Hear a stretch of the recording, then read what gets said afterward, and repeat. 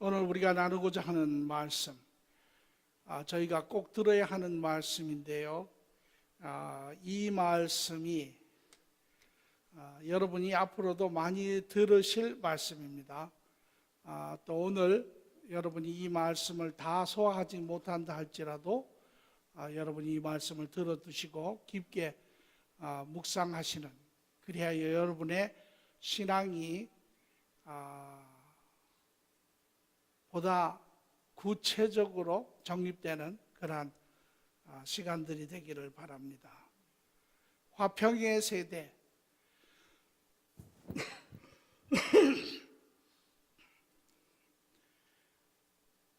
크리스마스 성탄절은 화평의 시간이라고 이야기를 하죠. 하나님께서 이 땅에 오셔서 자기를 통하여, 예수 그리스도를 통하여 인류와 화평케 하시고 또한 인간이 서로 화평하는 그러한 계기를, 또 길을 여셨죠. 그래서 오늘 우리에게 화평의 세대가 되라라고 이야기를 하고 계십니다. 오늘 그 말씀을 우리는 고린도후서 5장 18절의 말씀에서 같이 보도록 하겠습니다. 한 절수임에 같이 말씀을 읽지요. 모든 것이 하나님께로 났으며 그가 그리스도로 말미암아 우리를 자기와 화목하게 하시고 또 우리에게 화목하게 하는 직분을 주셨으니.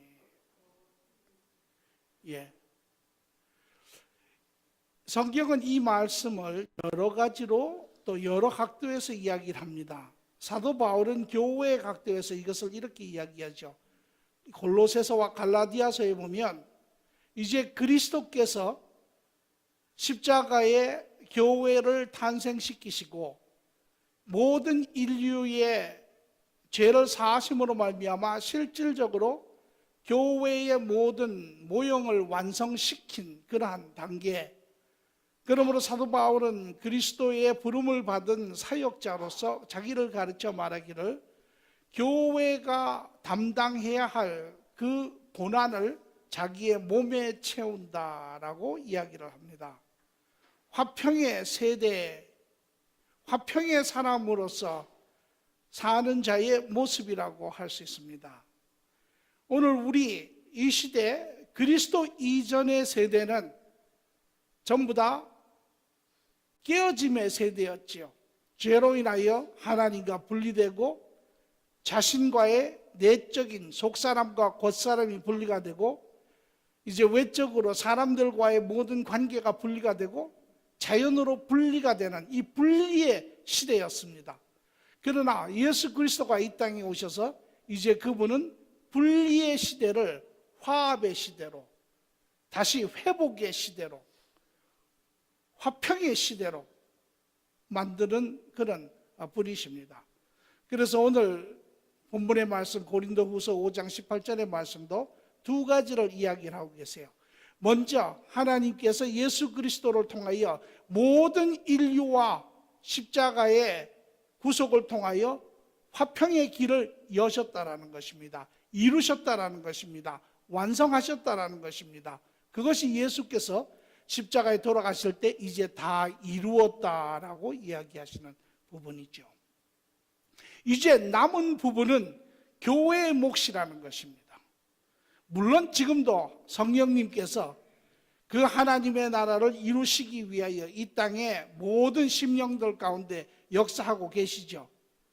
그러나 그 성령님과 더불어 교회가 그 몫을 감당해야 될 것이 있습니다.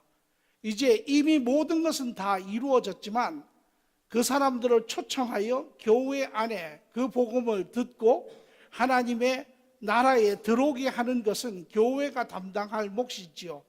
왜 그것이 특히 그러냐면 우리가 로마서의 1장을 보면 전도에 미련한 것으로 사람들을 부르시기를 기뻐하셨다라고 했습니다. 인간이 죄 가운데 너무 깊이 들어가 있음에 이제 우리의 눈이 막히고 귀가 막히고 가슴이 막혔음에 하나님의 음성을 듣지 못한다는 것입니다.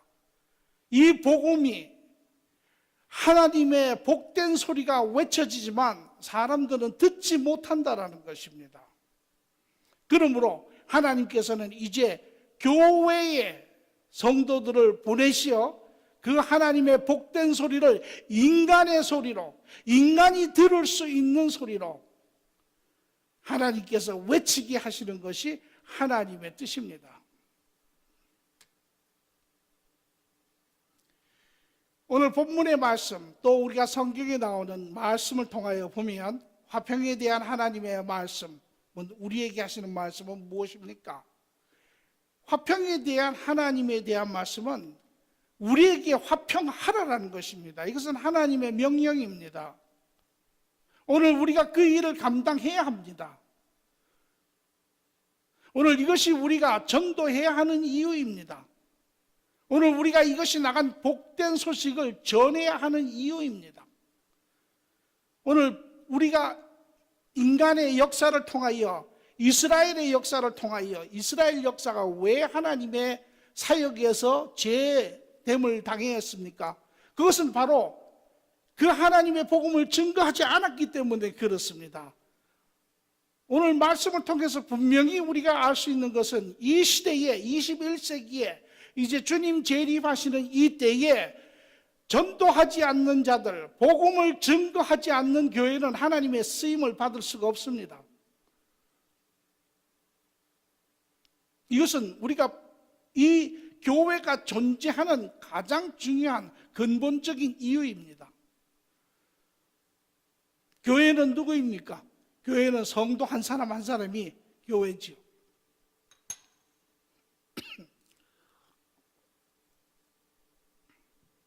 이것이 하나님의 계획이 아직 완성되지 않았음에 그 하나님의 계획을 완성하는 이 일을 맡은 자들이 교회이고 성도임에 우리는 그 주어진 일에 최선을 다해야 합니다. 오늘 교회가 이것을 하지 않으면 직무유기입니다.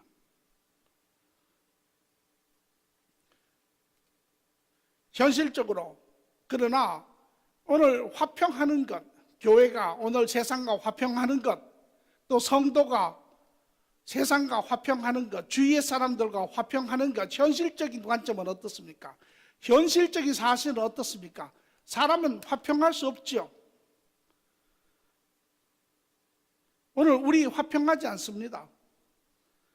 우리가 직무유기를 해서 화평의 소식을 전하지 않는 것도 있고, 또 우리가 게을러서 세상에 나아가 사람들과 더불어 화평하지 않는 것도 있고, 심지어는 신앙 공동체 안에, 교회 공동체 안에서도 화평하지 않습니다. 왜? 우리가 이유를 이야기하기 전에 우리가 우리의 공동체, 교회 신앙 공동체 안의 삶을 보면 화평하지 않습니다. 화평합니까?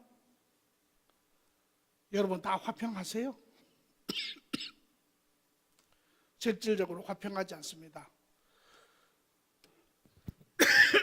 하나님은 우리들어 이 시대의 화평의 세대라고 이야기를 하십니다.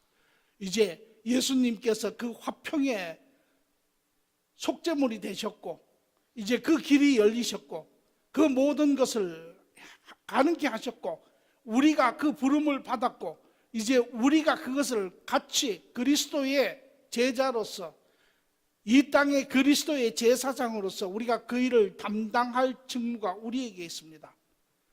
오늘 우리는 스스로 하나님의 말씀과 우리의 현실의 삶을 정직하게 비교해 봐야 합니다. 화평합니까? 이 시대의 화평의 사람으로, 화평의 세대로 우리가 가는 곳곳마다 끊어졌던 관계들이 이어지고 나누어졌던, 분리되었던 그러한 삶들이 하나로 되고, 그렇게 됩니까? 어떻습니까? 과연 이것이 가능한 이야기입니까? 아니면 하나님이 우리에게 불가능한 것을 하라고 하십니까? 화평의 중심이 되는 키가 있습니다. 열쇠가 있습니다. 그것은 용서입니다. 용서가 없이는 화평은 절대 이루어지지 않습니다. 용서요. 그래서 에베소서 4장 32절의 말씀을 보면 서로 친절하게 하며 불쌍히 여기며 서로 용서하기를 하나님이 그리스도 안에서 너희를 용서하심과 같이 하라. 그리스도께서, 하나님께서 우리를 용서하심과 같이 하나님은 모든 인류를 용서하셨습니다. 그 사람의 직분에 관계없이, 그 사람의 성별에 관계없이, 그 사람의 교육에 관계없이, 그 사람의 있고 없음에 관계없이, 그 사람의 죄의 크기에 관계없이, 그 사람의 죄의 깊이와 관계없이 예수 그리스도는 모든 사람에게 차별 없이 주시는 하나님의 은혜십니다. 모든 사람을 용서했습니다. 그리고 오늘 여러분과 저에게 말씀하시기를 모든 사람을 용서하라는 것입니다. 여러분, 모든 사람 용서하시며 사십니까? 모든 사람 용서하실 수 있으십니까? 어떠십니까? 여러분 가운데 용서할 수 있습니다 하시는 분, 하나님과 교제 가운데 하나님의 비밀한 것을 아마 제가 보기에는 깨달은 것 같습니다. 그러나 여러분 생각에, 여러분 인생에, 여러분 삶에 그 사람이 누구든 간에 무엇을 했든 간에 어떤 일로 어떠한 해를 끼쳤든 간에 여러분이 용서할 수 없습니다 라고 하면 뭔가 우리는 잘못된 것이 있습니다. 왜? 하나님은 우리에게 말씀하시기를 하나님이 그리스도 안에서 우리를 용서한 것 같이 용서하라라고 이야기하세요. 용서란 무엇입니까? 용서란 자기의 억울함과 분함을 내려놓는 의지적 결정입니다. 내려놓는다라는 것입니다. 오늘 우리는 주위에서 보면 용서할 수 없습니다, 절대 용서 못합니다 라고 하는 분, 그 내면을 들어가 보면 그 안에 있는 억울함, 분함, 자기의 고통, 아픔 못 내려놓겠다라는 것이죠. 그런데 하나님은 용서하라라고 이야기하세요. 오늘 우리가 이러한 부분들을 말씀적으로 바로 이해하지 못하면 말씀은 그 힘을 잃어가기 시작합니다. 하나님의 말씀은 더 이상 권위의 말씀이 되지가 않습니다.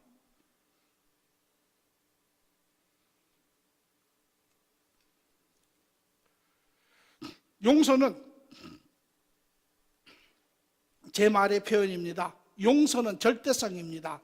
다시 말하면 용서는 선택적이나 상대적이 아니라는 것입니다. 우리는 가끔 이야기하면 듣습니다. 저 사람이 저렇게 했기 때문에 내가 용서할 수 없습니다 라는 이야기를 듣습니다. 상대적인, 또 그 깊이나 그 아픔이 너무 크면 내가 용서할 수 없습니다, 이런 이야기를 우리는 듣죠. 그러나 하나님은 용서는 우리가 선택할 수 있는, 또 우리가 상대적으로 약한 것은 용서하고 강한 것은 용서할 수 없고, 작은 것은 용서하고 큰 것은 용서할 수 없는 그러한 상대적인 것이 아니라는 것입니다. 용서는 절대적인 것입니다. 아마 지금 제가 이야기를 하면 여러분 가운데 벌써 가슴이 탁 막히시는 분도 있을 거예요. 용서가 절대성이다, 반드시 용서해야 된다, 그러면 내 가슴에 용서가 안 되는 부분을 어떻게 용서를 합니까? 아마 이렇게 지금 이야기하시는 분들이 있습니다.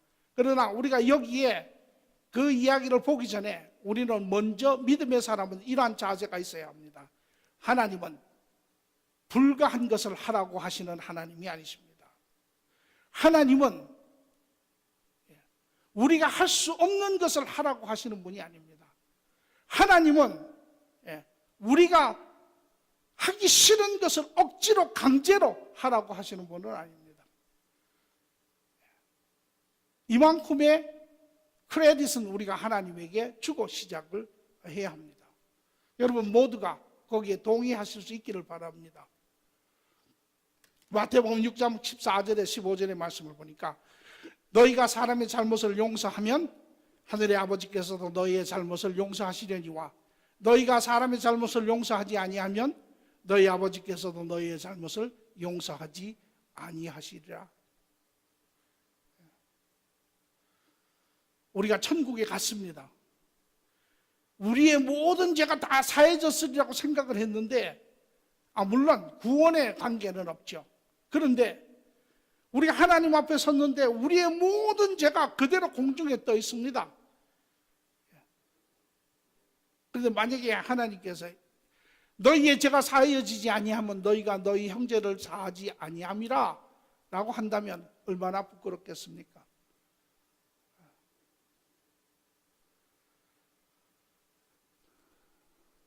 용서의 비현실적, 우리는 현실적으로 아마 보다 정확하게 이야기하면 신앙인들의 삶을 우리가 좀 더 깊이 들어가서 보면 용서하는 사람들도 많지요. 예. 용서하고 화평의 관계를 이루는 사람들도 많습니다.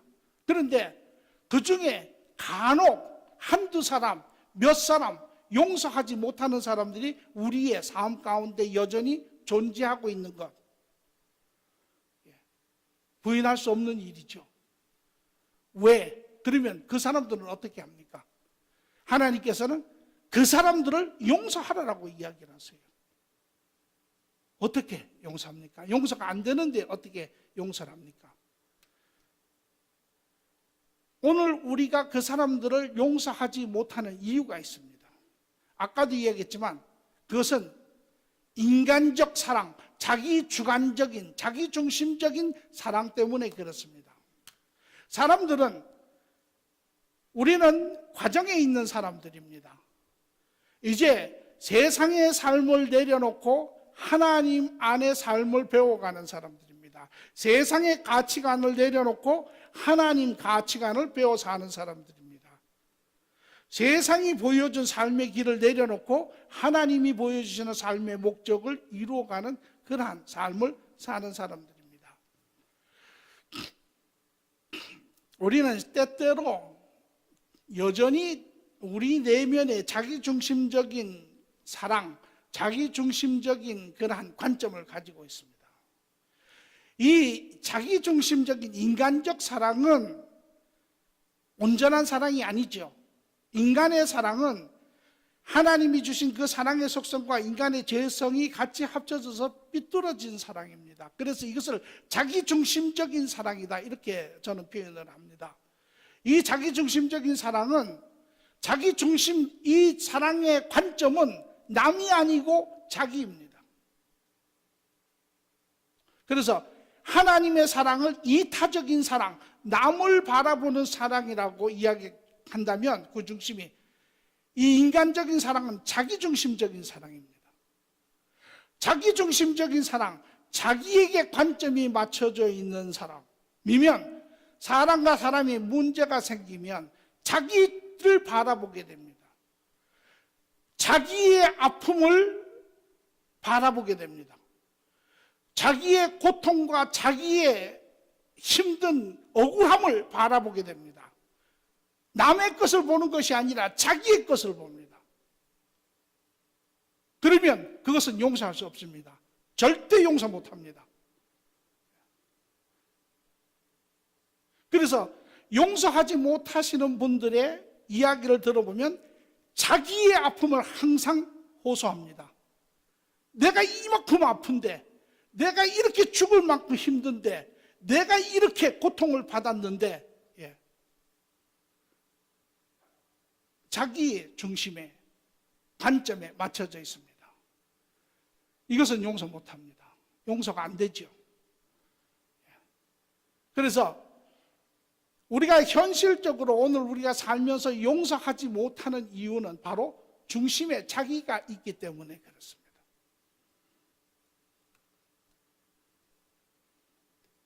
저도 옛날에 많은 사람을 용서하지 못한 적이 있습니다. 그리고 그 아픔도 내면에 많이 느껴봤습니다. 생각하면 생각할수록 억울하고 분하고 그것이 눈덩이처럼 산덩이처럼 쌓이고 절대 용서 못하죠. 오늘 이것이 사람들이 사람들을 용서하지 못하는, 사람들과 관계를 화평하며 회복하지 못하는 이유입니다. 그러나 하나님께서 우리에게 용서하라고 하실 때는 그 용서의 가능성이 있기 때문에 그렇습니다. 그것은 바로 무엇이냐면 하나님적 사랑입니다. 인간적 사랑, 내 중심적, 내가 중심이 되어서 하는 것이 아니라 내 안에 하나님이 중심이 되어서 그 하나님의 사랑이 내 안을 주장하면 우리는 용서할 수 있습니다. 이것이 하나님의 자녀들이 가지고 있는 비밀입니다. 하나님적 사랑. 하나님적 사랑이라는 게 뭡니까?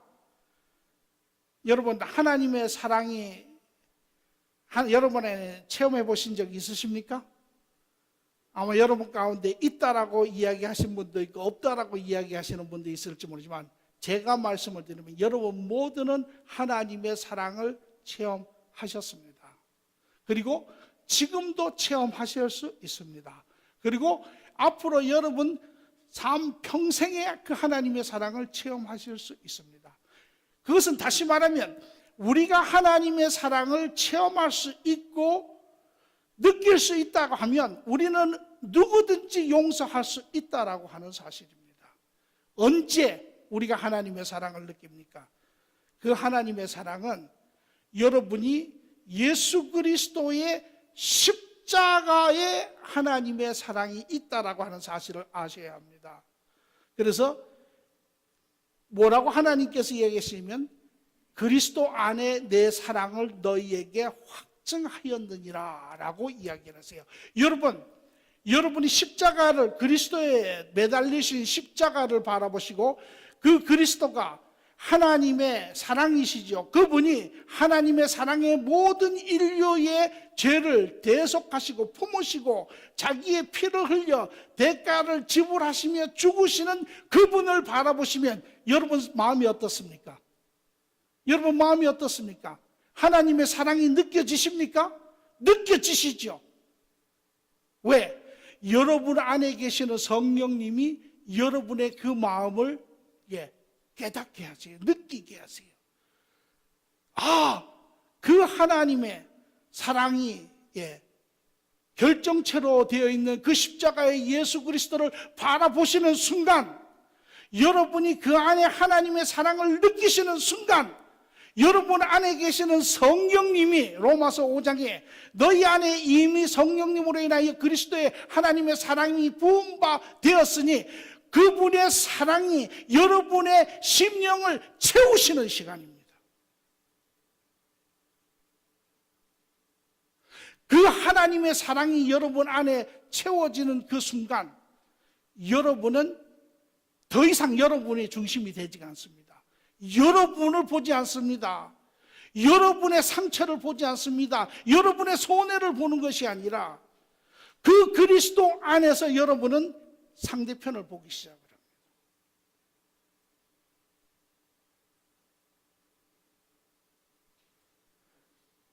상대편을 바라볼 때, 상대편의 연약함을 바라볼 때, 상대편의 아픔을 바라볼 때 여러분은 용서하실 수가 있는 것입니다.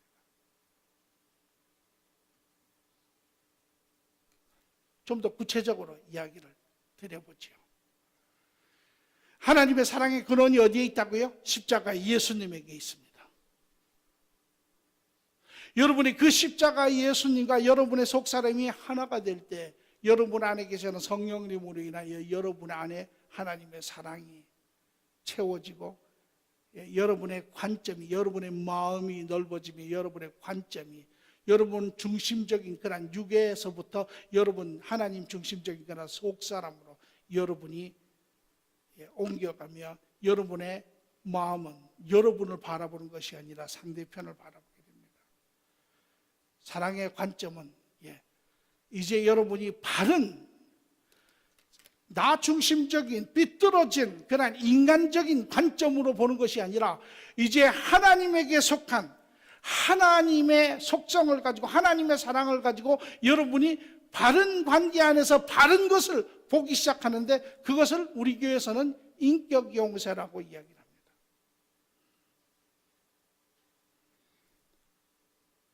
이것이 그 안에 실질적으로 한꺼번에 펼쳐지지만 이것을 좀 더 구체적으로 이야기를 하면, 그러나 중요한 것은 여러분이 그 하나님의 사랑이 중심이 되어서 여러분이 그 사람을 바라보았을 때 여러분 마음에는 더 이상 여러분의 그 아픔보다는 어떤 것이 여러분 그 사람을 보고 그 사람의 연약한 부분들을 바라보며 여러분 마음속 안에는 여러분의 아픔보다도 그 사람에 대한 긍휼함, 마치 예수님이 십자가에 돌아가실 때 아버지여 저들을 용서하옵소서라고 하는, 왜? 저들이 알지 못하매 그들의 긍휼함을, 그들의 부족함을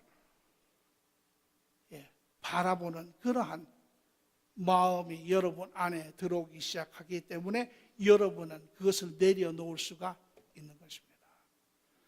그 과정을 좀 더 우리 교회에서 구체적으로 여러분들에게 알게 하는데 그것이 바로 인격 용서입니다. 인격 용서는 여러분이 앞으로 수도 없이 들어야 하고, 이것은 우리가 앞으로 끊임없이 우리를 고쳐가야 하는 과정입니다. 우리가 살다 보면 세상에서 여러 가지 잘못된 행동들을 배웁니다. 그것이 외적인 어떤 잘못된 행동일 수도 있고요, 습관일 수도 있고요. 또 운동하는 선수들도 왜 야구를 한 때 보면은 공을 치는데 그 자세가 자기 마음대로 치죠. 그러면 그 트레이너가 그 자세를 폼을 잘 교정을 시키죠. 왜? 그래야 공을 더 멀리 정확하게 칠 수 있기 때문에. 그런 것처럼 우리는 세상에서 하나님 없이 살면서 살았던 그러한 잘못된 삶의 모습을 가지고 있습니다. 이제 우리는 그것을 의식적으로 하늘에 속한 자로서의 그러한 우리의 잘못된 것을 끊임없이 이제 고쳐가야 하는 과정에 있는 사람들입니다. 그래서 사람들은 그것을 때로는 싫다하죠. 싫다합니다. 우리가 고무줄을 잡아 당겼다가 계속 그것을 끝까지 잡아당기면 고무줄이 쭉 늘어나면 고무줄이 안 돌아갑니다. 그런데 그 중간에 적당히 당겼다가 놓으면 다시 원위치로 돌아가 버립니다. 그렇기 때문에 우리는 이제 그런 것을 고무줄을 늘어나서 돌아가지 않는, 이것을 성경은 이렇게 하죠. 보라, 옛 것이 지나고 새 것이 되었도다. 이제 새 사람이라는 것입니다. 옛 사람을 벗어버리고 새 사람을 입으라고 이야기를 하죠. 오늘 신앙생활 하면서 사람들이 싫다, 힘들다 이런 이야기를 하는 것은 바로 옛 자기의 모습을 내려놓는 것을 이야기를 합니다.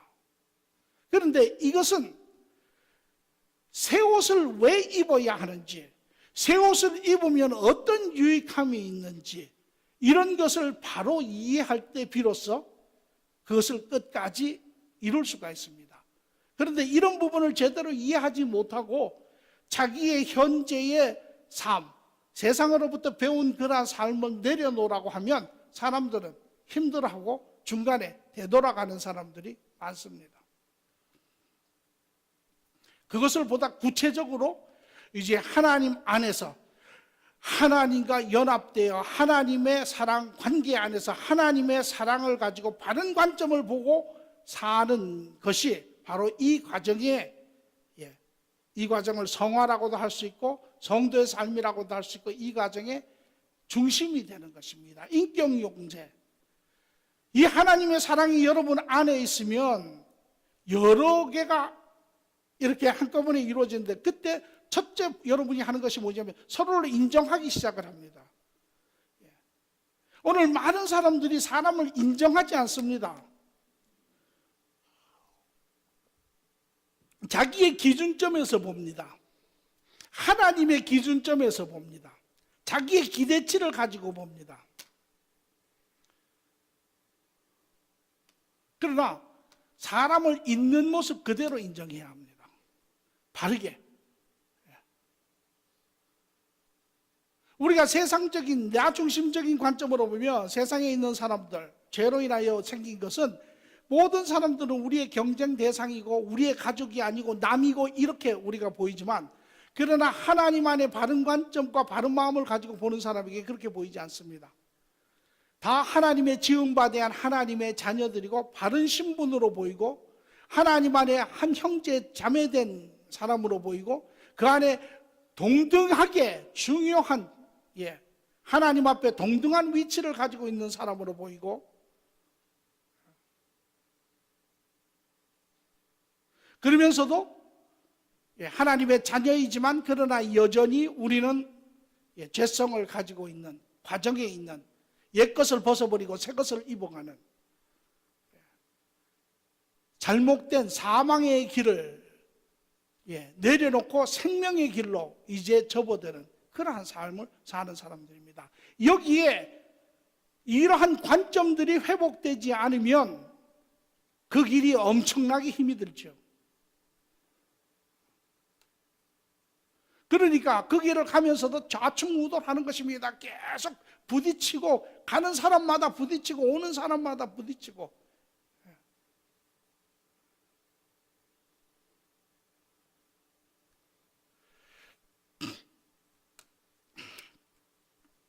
그리고 그 안에서 인정을, 그 사람이 있는 모습 그대로 현 위치를, 그 사람의 영적 상태를, 그 사람이 지금 영적으로 어느 상태에 있는지, 아이인지 어른인지, 또 그 사람이 그러한 영적 상태로 인하여 가지고 있는 내면의 상처가 무엇인지, 이런 부분들을 있는 모습 그대로 보는 것입니다.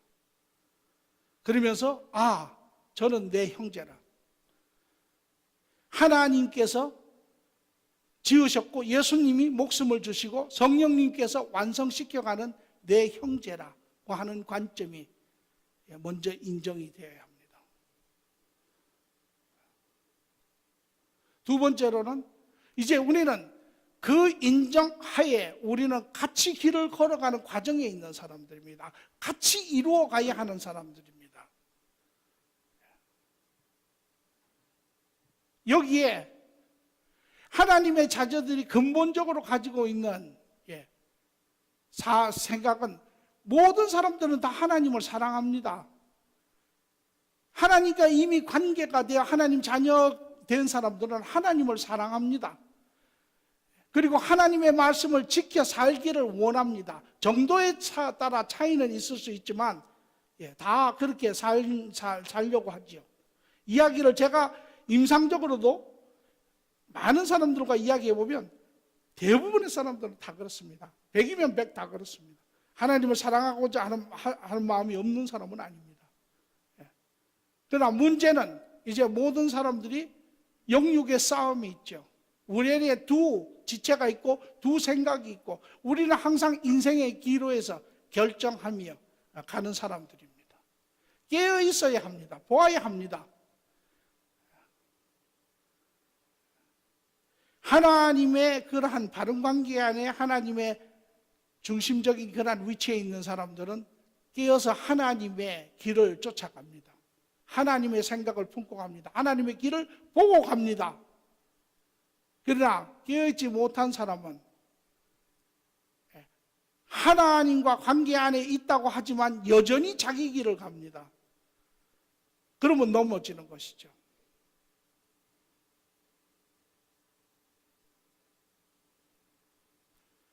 목사가 하는 가장 중요한 일 중에 하나가 바로 그것입니다. 그 과정에 있는 사람들을 격려하며 바른 길을 가도록, 그래서 바른 길을 갈 때 깨어서 하나님과 교제하며 하나님의 그 하늘에 속한 바른 길을 갈 때 그들을 격려하고 그들을 확인시키고 그렇게 하는 것이죠. 마치 부모가 하는 것과 똑같습니다. 그러나 아이들이 잘못 갈 때, 넘어질 때, 우리가 신앙적으로도 자기 중심, 자기의 길로 자꾸 갈 때, 자기 고집으로 갈 때, 세상에서 배운 길을 쫓아서 자꾸 가려고 할 때,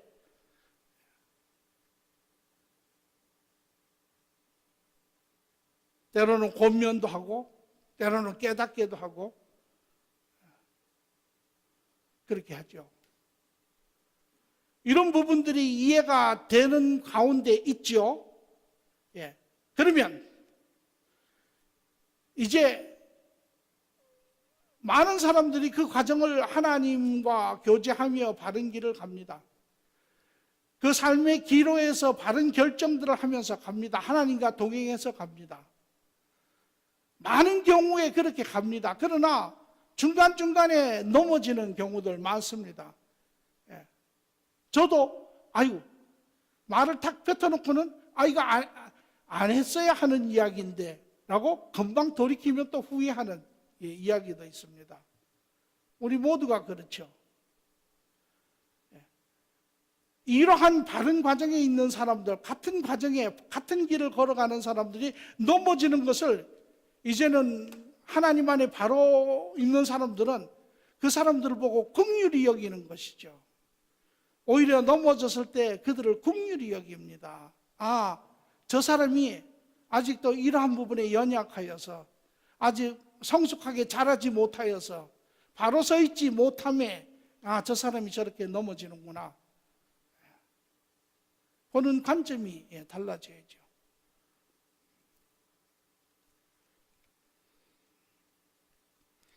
세 번째는 서로를 용서하는 것입니다.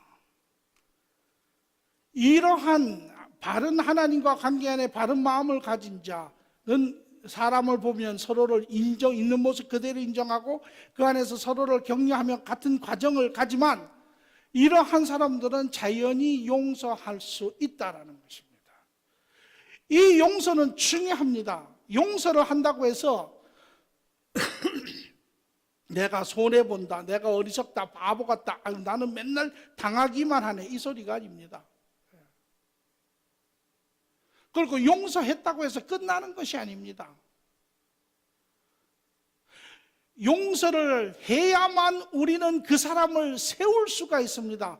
오늘 용서가 안 일어나기 때문에 용서가 일어나야 자기 것을 내려놓아야 그 사람을 긍휼히 여겨야 그 사람의 부족한 부분들을 세워서 그 사람이 보다 나은 사람으로 우리는 그 사람을 세우는데 그 목적이 있는 것이지 내 몸부림을 하는데 목적이 있는 것이 아닙니다.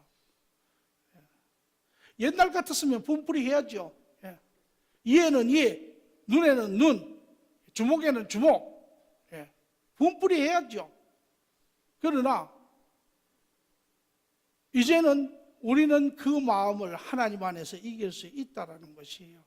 오히려 이제 그 사람을 용서하는데 용서해서 자연히 우리 안에 참 그 사람에 대한 분, 원망, 억울함 이것을 내려놓고 이제 거기서 끝나는 것이 아니라 그 사람은 그것이 가르치는 시간입니다. 세우는 시간이 되어야 합니다. 오늘 우리 공동체에서도 이 인격 용서를 수도 없이 이야기하지만 세움의 시간이 되지 않습니다. 그 이유는 용서가 이루어지지 않기 때문에 그렇습니다. 그 문을 넘어가야만 용서가 되는데 세워지는 것이 되는데 세우지를 않습니다.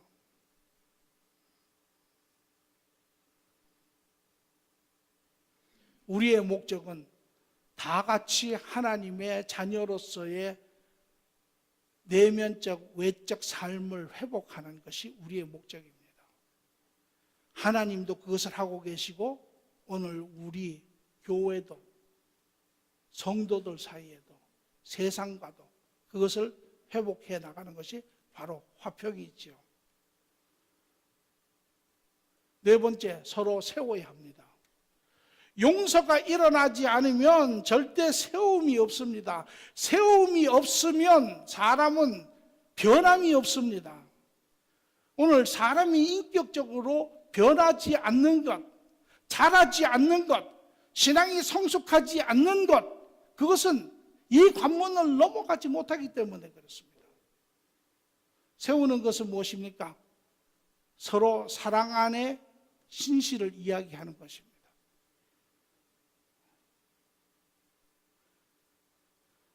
우리가 사람들이 실수할 수 있습니다. 잘못할 수 있습니다. 그런데 본인이 잘못을 알고 있을 때는 우리가 굳이 그것을 꾸짖을 필요 없습니다. 이미 왜? 깨달음이 왔으니까. 그러나 본인이 잘못을 했는데 깨닫지 못하는 사람들이 있습니다. 그것은 이야기해 줘야 합니다. 무엇으로? 사랑 안에서. 용서가 일어나야 그 안에 사랑의 마음이 있고 그래야 그 사랑 안에서 이야기를 할 수가 있습니다. 그런데 용서가 일어나지 않은 가운데 이야기하면 결국은 뭐가 쏟아지냐면 자기 안에 모든 분이 쏟아지는 것입니다.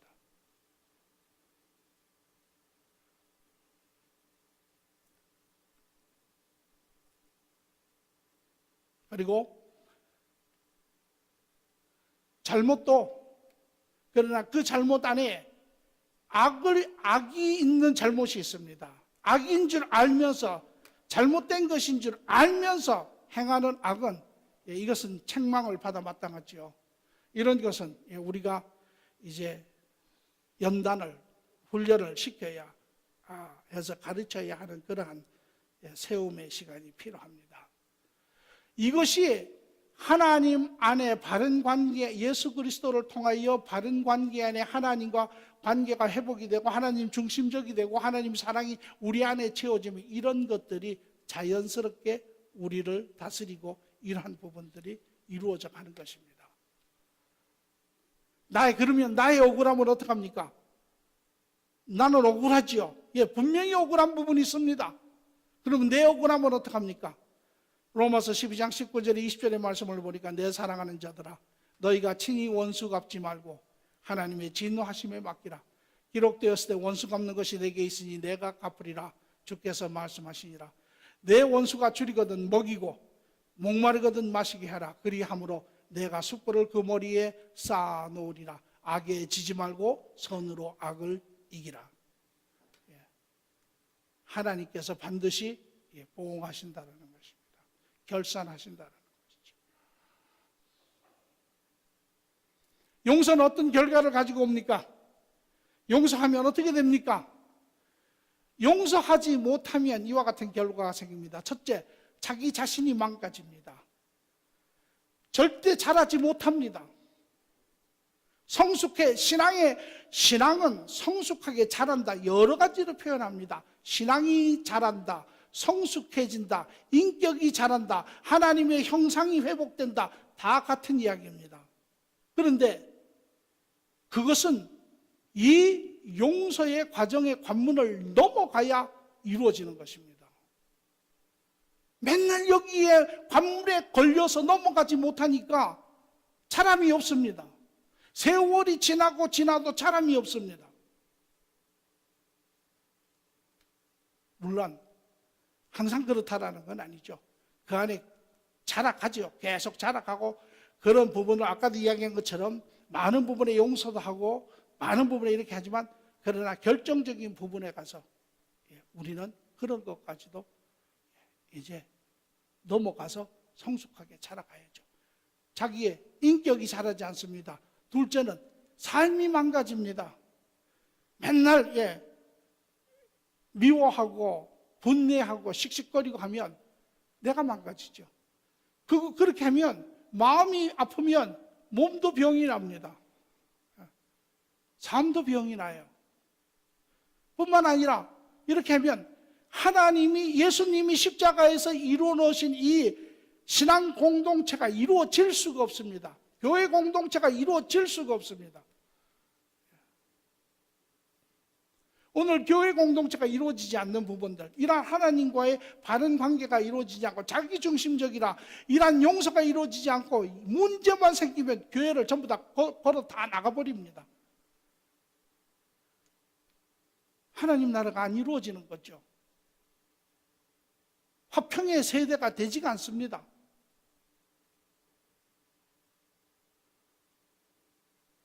그러나 용서하면 자기가 세워집니다. 내 겉사람은 후패하고 내 속사람은 점점 승하여지느니라. 내가 인격이 자라는 것입니다. 그 하나님 안에서 긍휼히 여기고 용서하고 은혜의 사람이 되고 내가 자라는 것입니다. 그 사람이 자라는 것이 아니라 내가 성숙하게 자라는 것입니다. 하나님의 형상을 회복하는 것입니다. 옛 사람을 내려놓는 것입니다. 옛 습성을 내려놓는 것입니다.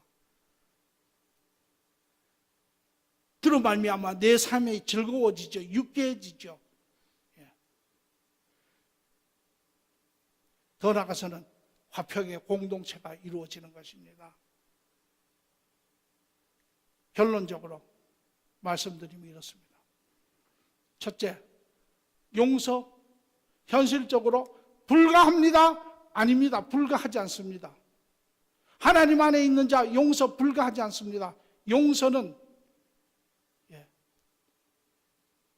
절대성이지만 가능한 것입니다. 둘째, 용서는 사람의 방법으로는 되지 않습니다. 사람의 의지나 노력으로 되지 않습니다. 사람의 생각으로, 사람의 마음으로 품을 수 없습니다. 왜? 내가 중심이 돼서 내 아픔이 느껴지기 시작하면 그때는 용서할 수 없습니다. 그러나 하나님의 사랑이 나를 주장하고 하나님 중심적이 되고 내가 그 안에 있을 때 내 사랑을 보는 것이 아니라 하나님 안에서 모든 것을 보게 되고 그 사람의 인격 용서를 바라보며 연약함을 바라보고 긍휼히 여기는 마음이 이루어지죠. 용서 없이는 사람을 세울 수 없습니다. 나도 세워지지 않고 그 사람도 세울 수 없습니다. 같이 죽는 것이죠. 그러나 용서하면 같이 사는 것입니다. 더불어 사는 것입니다. 하나님의 나라가 세워지는 것입니다. 용서 없이는 우리는 이 세대, 화평의 세대로 부름받은 역할을 감당할 수 없습니다.